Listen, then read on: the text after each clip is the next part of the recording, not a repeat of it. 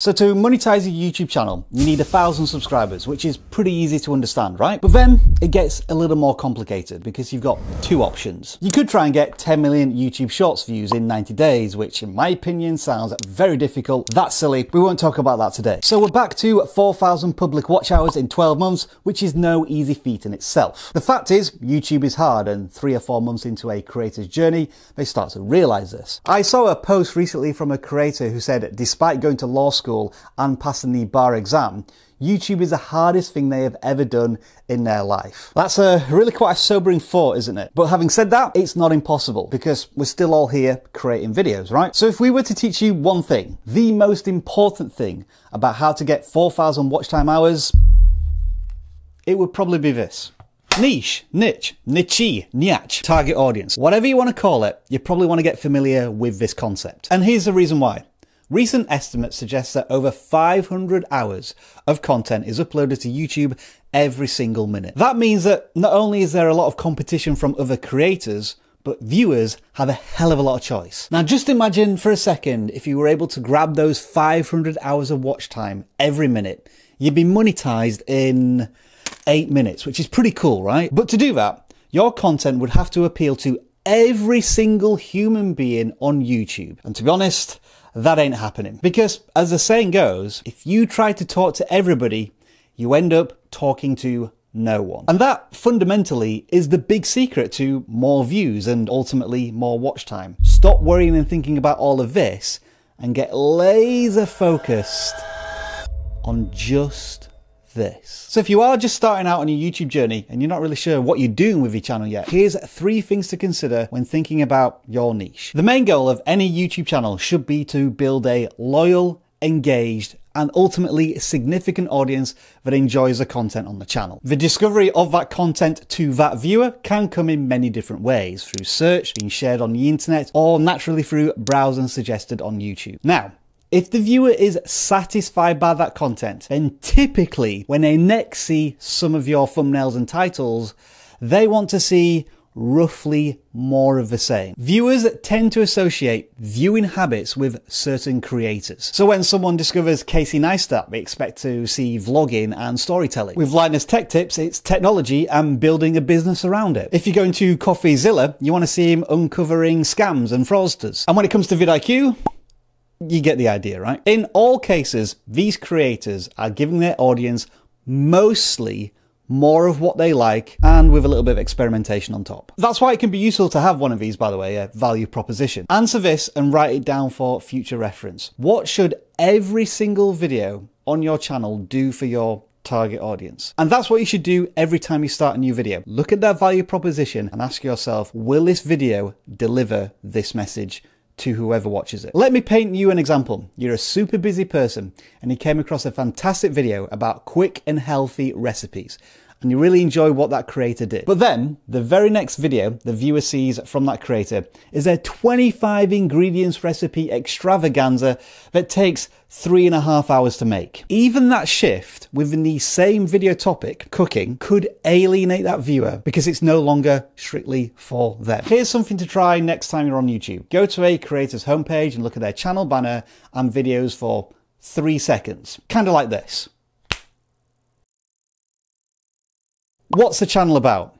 If you're able to answer that after such a short amount of time looking at the channel, then that creator knows their niche, knows their target audience. You want your viewers to know instinctively they are in the right place, to say to themselves, this video was literally made for me. When that happens, viewers are far more likely to stick around for longer and watch more of your videos. And from that positive data, YouTube will go out and find more similar viewers who may be interested in your videos. And I've explained all of that without using the word algorithm once, because that's essentially what this is. So how do you pick a niche? We can start with identifying your interests. Again, it might be worth writing down the answers to these questions with your answers. What are you passionate about? What do you want to be known for? And what are you good at? Now, if you can clearly answer those 3 questions without hesitation, then stop this video and start your own video with those answers in mind. Having said that, we've already established that YouTube is very, very hard. It can often take a year or more to reach 4,000 hours of watch time and monetize your channel. So ask yourself this question. Do you still want to be talking about the passion you have right now in 3 years' time? Your niche needs to motivate you enough to wake up in the morning, start filming, and still be excited about the process, video after video after video. If you don't do that, then I'm afraid burnout is inevitable. Now, you don't need to be an expert in your niche, but if you're passionate about your niche, that means you're willing to learn and absorb everything. And as long as you're one step ahead of your viewers, you're the expert. When it comes to YouTube, I will always say I am not an expert. I'm just a passionate educator. And through our target audience, we tend to support creators who are starting out on their journeys, looking for these milestones of 1,000 subscribers and 4,000 hours of watch time to get monetized. And if creators graduate from our content, there are plenty of other YouTube educators out there who do an excellent job serving their new needs. So once you've answered all of these questions and found your niche, your sweet spot, come up with 3 video ideas to kick things off. And at this point, try not to worry about creating yourself into a tiny YouTube corner that you don't want to be in forever. As your channel grows and you become more confident as a creator and your skill set improves, you can start to evolve your niche, evolve your target audience, and evolve the content that you make. Just try not to do hard pivots. Now, we've already alluded to this a little bit, but let's dig into the details. Finding your niche within a niche. This might be a vlogger who focuses on camera equipment, Peter McKinnon, or a tech channel that focuses on, let me get this right, true wireless earbuds. That's Jeff. He works here at vidIQ. Or how about, theoretically, a fitness instructor that focuses on females over the age of 60 who have 50 minutes to do a workout. You can get as niche as that and it'll still be a successful channel. As you consistently post more and more videos for that niche, you will gain relatability and credibility. And when that happens, your audience becomes more engaged, more loyal, comes back. And it doesn't matter if they subscribe to your channel or not. Once you've got 1,000 of them, all you want viewers to do is to return to your content time and time again. That's where the watch time comes from. Of course, out of the YouTube gate, there's likely to be a lot of trial and error, which means that you need to be agile. So yes, here we are talking about pivots.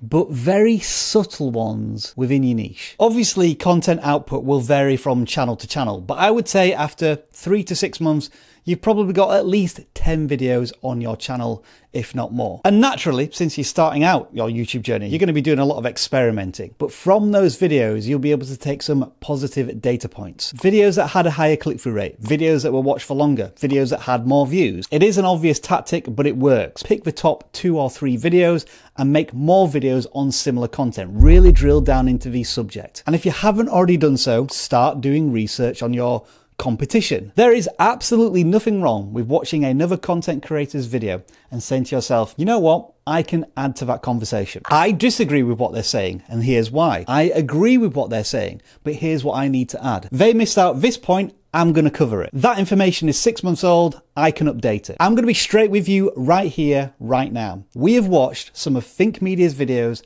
and thought to ourselves, you know what? We can make our own version of that. And they've probably done exactly the same thing to us. And that's fine. It's good to experiment with many different types of videos because in the long run, you need to get good at coming up with ideas. There's nothing worse than publishing a video that's received really well by your audience and then not knowing what to do next. That's a missed opportunity to build on momentum. Oh, and on that note, if you do need help with ideas, the vidIQ app does have an AI idea generator that's based off of your own channel content. So check it out if you need some inspiration, if you're feeling a little stuck. Now then, I need to add a caveat. Passion doesn't equal profit. And that sounds like a Ferengi rule of acquisition from Deep Space Nine. The 9th rule of acquisition clearly states that opportunity plus instinct equals profit. You clicked on this video to get 4,000 hours of watch time to monetize your channel, but your niche may not necessarily pay out a lot in CPMs. You can see on screen now some of the most profitable niches with CPMs between $14 and $21. But remember what we said earlier, if you're creating content that you're not passionate about,